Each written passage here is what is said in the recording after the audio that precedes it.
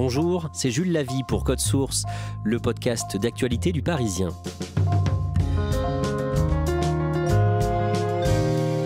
Christiane Taubira, l'ancienne ministre de la Justice, dira mi-janvier si elle est candidate ou non à l'élection présidentielle. Anne Hidalgo, dont la campagne n'a pas décollé, se dit favorable à une primaire ouverte, idée écartée aussitôt par le vert Yannick Jadot et l'insoumis Jean-Luc Mélenchon.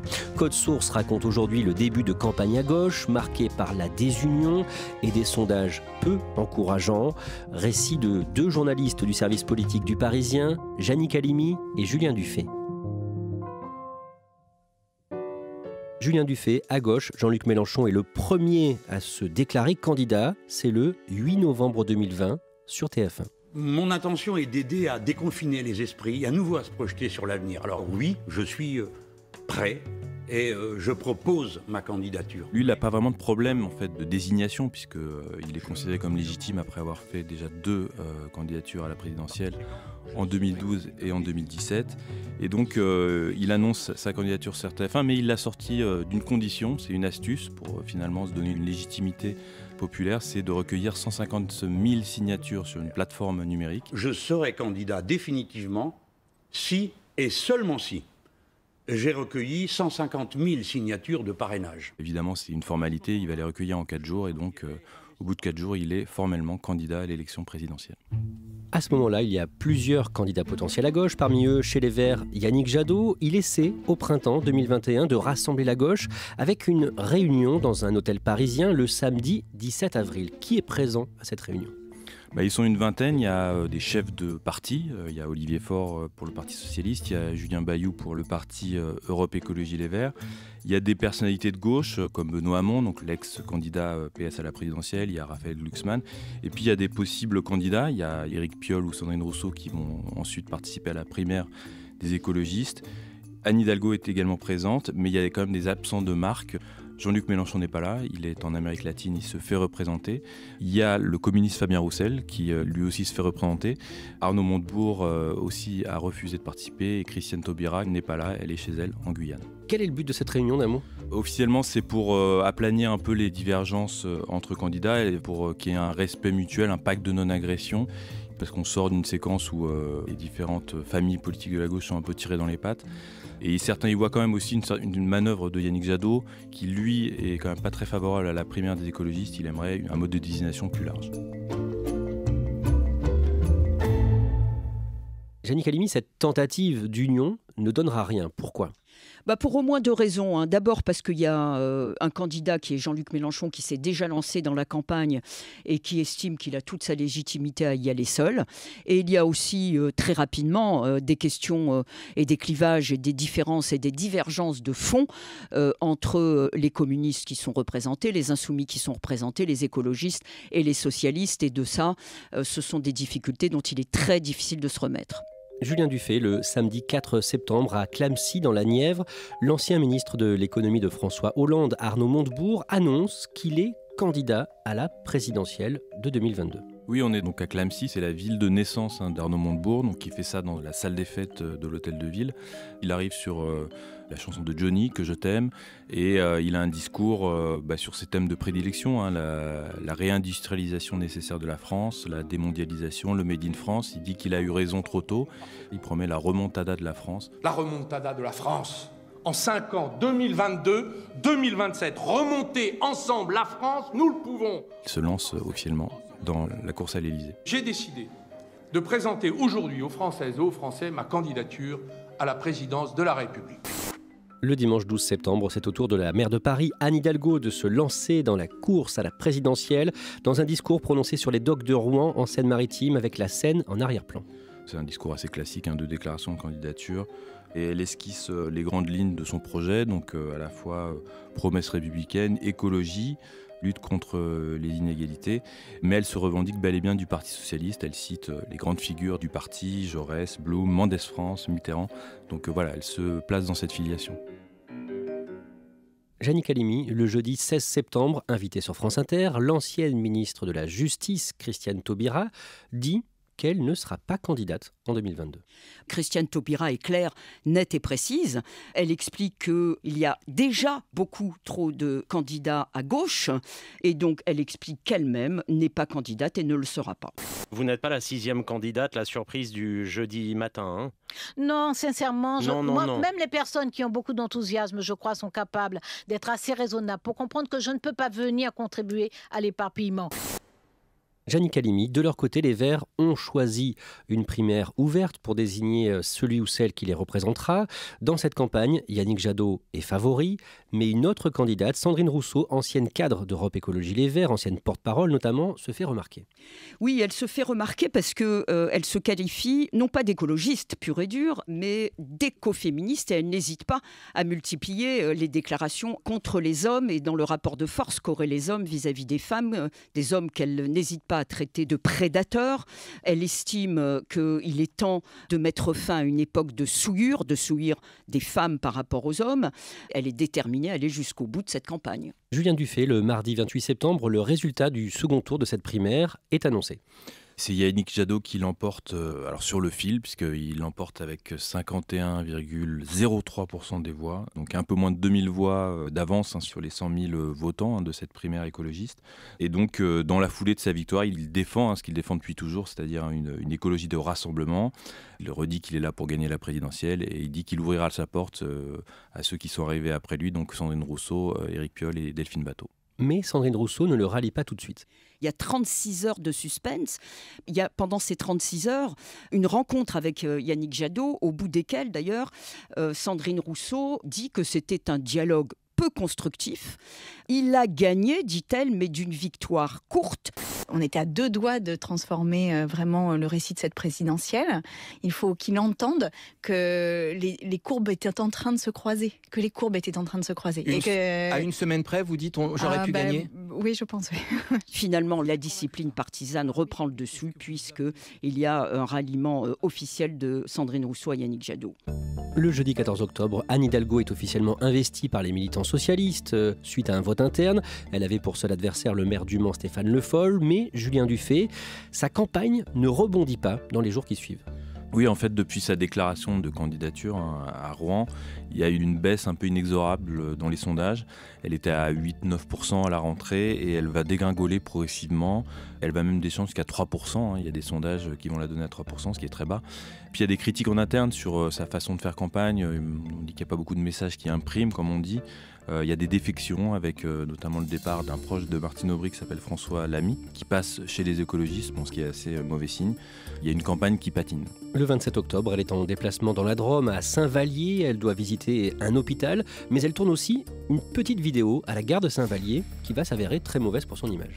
Oui, à la base, elle vient donc dans cette ville de la Drôme pour défendre l'hôpital public et notamment 45 lits d'hôpital qui sont menacés de fermeture. Et ce qu'on va retenir surtout, c'est cette vidéo qui va faire 2 millions de vues. Dans cette vidéo postée sur Twitter, on la voit en fait sur un quai devant un distributeur de billets de TER. Bon, alors, je suis à la gare de Saint-Vallier. Je peux vous dire une chose. D'abord, c'est très beau Saint-Vallier, mais quand les machines remplacent les humains, ça va pas, quoi. Je veux vraiment du service public avec des humains, des fonctionnaires et pas des machines. C'est beaucoup mieux pour notre équilibre collectif dans le pays. Merci. Et elle va dire en substance qu'avec elle, présidente, il y aura des services publics avec des humains, des fonctionnaires. Sur Twitter, elle est moquée par de nombreux internautes. Oui, en clair, on lui reproche un peu d'être hors sol, c'est-à-dire ces machines, elles existent depuis des années, on a l'impression qu'elle les découvre, donc ça alimente un procès en déconnexion un petit peu d'Anne Hidalgo. Jannick Halimi, à ce stade, il faut rappeler que depuis le printemps, sur Internet, des militants associatifs de gauche se mobilisent pour organiser une primaire à gauche.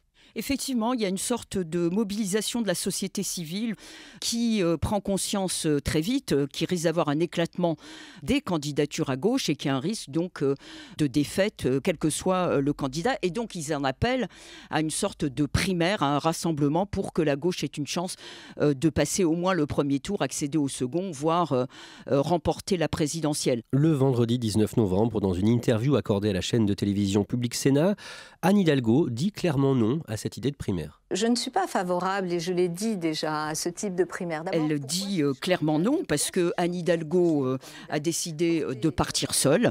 Elle est convaincue de sa légitimité. Elle veut défendre plus que jamais une ligne social-démocrate face à l'écologiste Jadot, au communiste Rousseau et à l'insoumis radical Jean-Luc Mélenchon. Une dizaine de jours plus tard, le mardi 30 novembre, Anne Hidalgo, Yannick Jadot ou encore Jean-Luc Mélenchon disent ou redisent qu'ils refusent de participer à la primaire populaire, mais sur le plateau de Quotidien, l'émission de Yann Barthès sur TMC, l'ancienne ministre de la Justice, Christiane Taubira, ne dit pas clairement non à une candidature. Alors effectivement, elle fait un pas de plus, Madame Taubira, dans cette émission, parce qu'elle ne dit pas non explicitement. En revanche, quand Yann Barthès lui pose la question... Je crois qu'il est important... Vous avez assez d'autorité pour qu'il soit derrière vous ? Elle botte un peu en touche. Si ça se passait comme ça, ce serait déjà fait. C'est un pas en avant, mais un demi-pas quand même.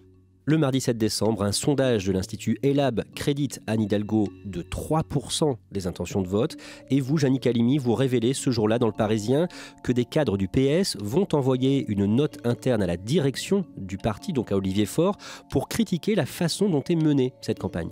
Ces cadres et ces élus du PS constatent que la campagne d'Anne Hidalgo non seulement ne décolle pas, mais elle s'enfonce dans les abysses des sondages, et ils estiment qu'il manque une dynamique fondamentale à cette campagne. Et une des raisons qu'ils allèguent, c'est le fait que pour eux, la direction du Parti socialiste, avec Olivier Faure qui en est à la tête, ne joue pas le jeu, qui est de soutenir, apporter tous ses moyens et la motivation des élus et des militants au service et au soutien de la candidate. Et cette note est effectivement extrêmement irritante au moment où les sondages plombent la candidate socialiste. Jannick Halimi, le lendemain, le mercredi, Anne Hidalgo est l'invitée des 4 vérités sur France 2 dans la matinale et on lui demande si elle va aller jusqu'au bout. Elle dit qu'effectivement, elle ira jusqu'au bout et que même si cette campagne n'est pas un parcours de santé, elle est déterminée à aller jusqu'au bout de cette campagne. Qu'est-ce que vous dites à ceux qui préparent déjà votre retrait de la campagne ? Écoutez, je suis déterminée. Vous savez, c'est la gauche qui peut réconcilier la France. Julien Dufay, dans la foulée, Anne Hidalgo part à la gare Montparnasse et elle prend un train pour La Rochelle. Oui, elle a un déplacement ce jour-là en Charente-Maritime. Et subitement, elle décide de descendre du train en gare de Poitiers, c'est-à-dire au cours du trajet, pour revenir vers Paris. On sait ce qui s'est passé dans ce train ? Alors, on ne sait pas, on essaye de chercher. C'est très nébuleux. Il y a des tas de rumeurs qui sont alimentées. On parle même de problèmes familiaux. On pense à ce moment-là peut-être un abandon.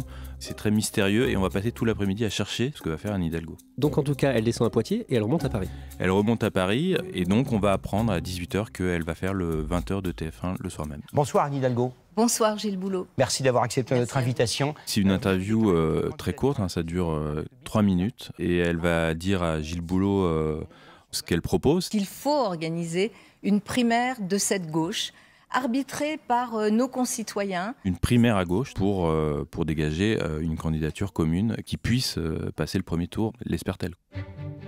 Jannick Halimi, dans les heures qui suivent, que répondent les autres candidats de gauche ? C'est simple et unanime, c'est non. Personne ne veut y aller.